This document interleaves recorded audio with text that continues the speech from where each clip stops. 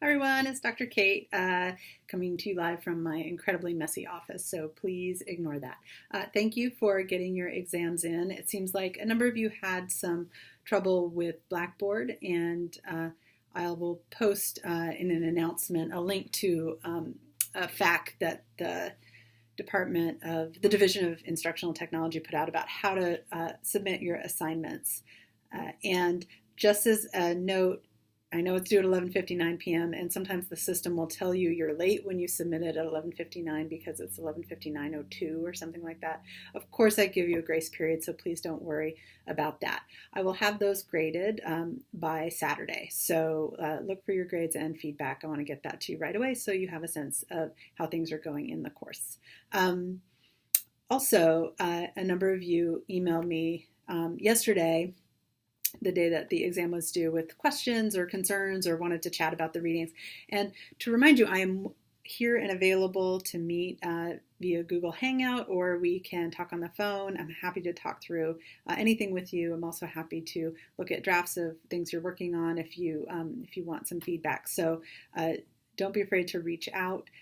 When we are right up against the deadline for an assignment, there's not as much wiggle room about time. So if you can plan a bit in advance, that would be helpful. And then finally, I noticed that a number of you had not looked at the assignment until just a few hours before it was due and then had questions.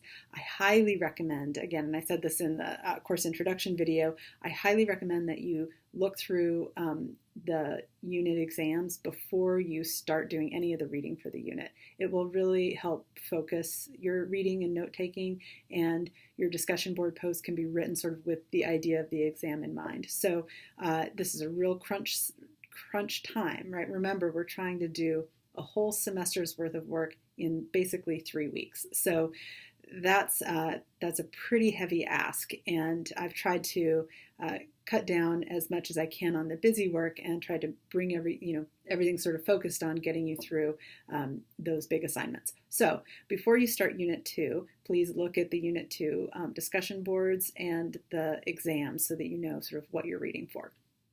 So today I wanted to talk a little bit about the readings in the film I've asked you to watch for your first discussion board on this unit, which is due on January 12th.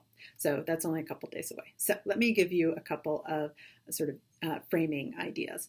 So this unit, we are moving from thinking historically about sexuality to thinking about sexual identities and sexual cultures. So this sexual cultures and subcultures is the focus of your first readings of this unit. And the reason that we do this is that in sexuality studies, as you've already seen, we note that there's a huge variation about what sort of counts as sex, how sexuality organizes our identities in our lives. This changes across time, across cultures. And so I wanted to introduce you to a couple of ways of thinking about sexual subcultures as well as some sexual subcultures. So the first reading that's assigned is called What's That Smell? And it's by Jack Halberstam. And Halberstam's piece is extremely challenging to read. So I want you to know that going in. And I'm sort of dropping you into some pretty heavy theoretical writing that might be challenging for you. So my first I wanted to give you a tip, which is that you're not expected to understand everything you read. My suggestion is to focus on the introductions of the pieces and the conclusions, and to try and sort of pull out what you think the main arguments are. The question on the discussion board will help us as a group work together to understand Halberstam's main argument. But I wanted to give you just a quick overview gist of it. So in this piece, Halberstam is arguing for something that he calls queer time, which is opposed to heteronormative or reproductive time.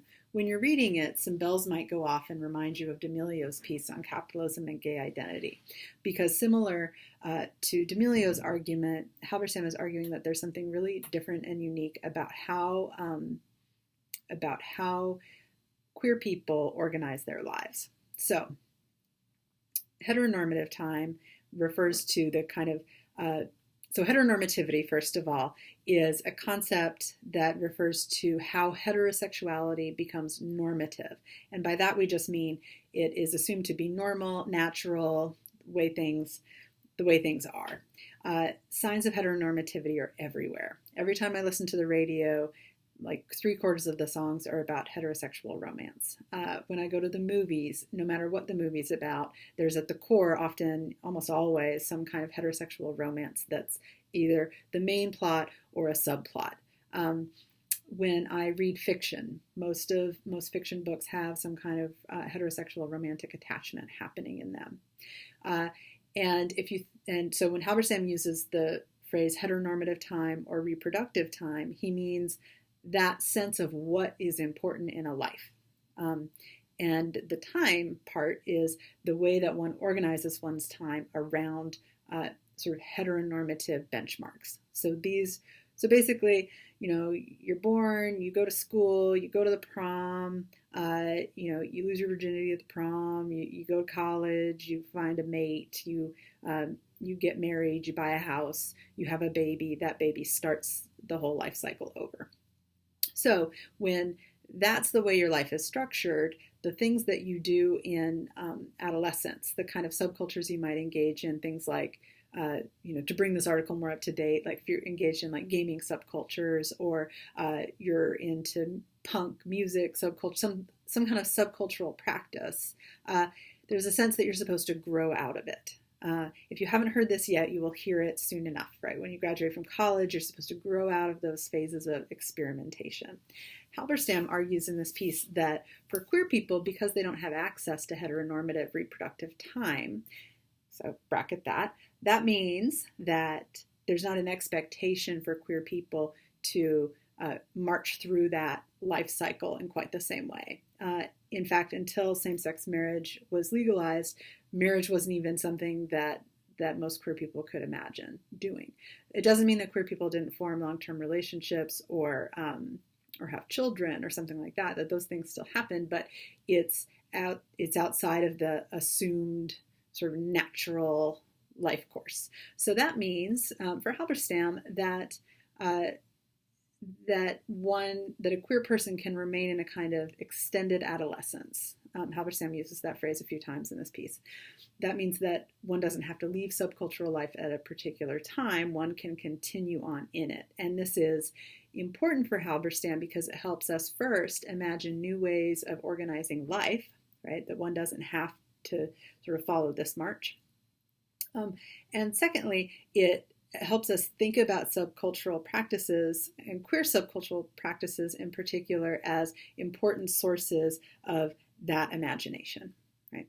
So that's sort of a frame of that's sort of what Halberstam's main point is. Now, as you're reading, you might think to yourself, well, not all straight people get married and have children. True. Not all gay people are queer. Also true, right? I could be gay and just like a straight person, except for the gay part, right?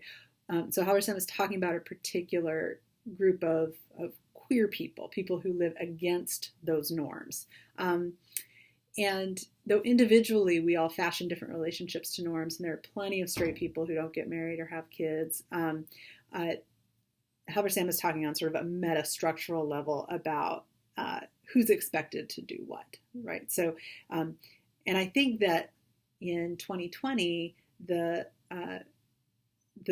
queer people have actually changed the way lots of people outside of queer community can imagine their futures. So, similar to what D'Amelio argues at the end of Capitalism and Gay Identity, when he writes that because gay people have had to figure out how to support each other and to help each other and to survive outside of the heteronormative family structure, we've got like special knowledges, right? And so Halberstam's making a similar argument here that queer subcultures give us sort of particular ways of thinking about how one can make a life. Okay, so that's Halberstam's piece. The next piece I asked you to read is by Marlon Bailey, and it's called it's about realness. And I highly recommend first watching the film Paris is Burning and then looking at Bailey's article. And Paris is Burning is a film from the early 1990s about ballroom culture in New York City. And if you haven't heard of ballroom culture, don't worry, you will soon when you watch this film. And when you're watching it, I want you to think about what the ball does for the people who go to the ball. And attendees at the ball are largely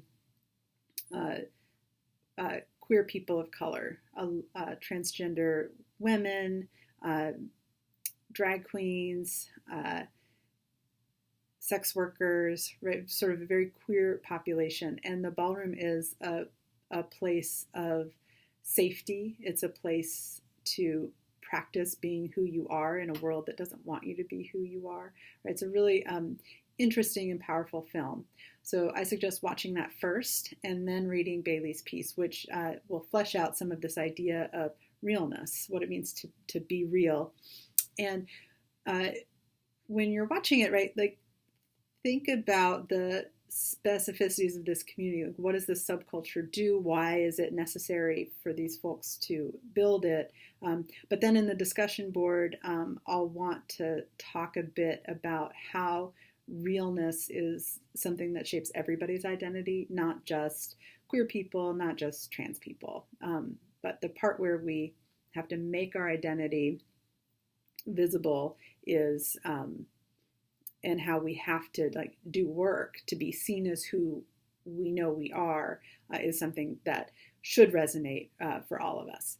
So that's sort of my introduction to these two pieces to get us to start thinking about sexual subcultures and sexual practices that are maybe outside the norm, and to think about the kind of worlds that we can make around sexuality.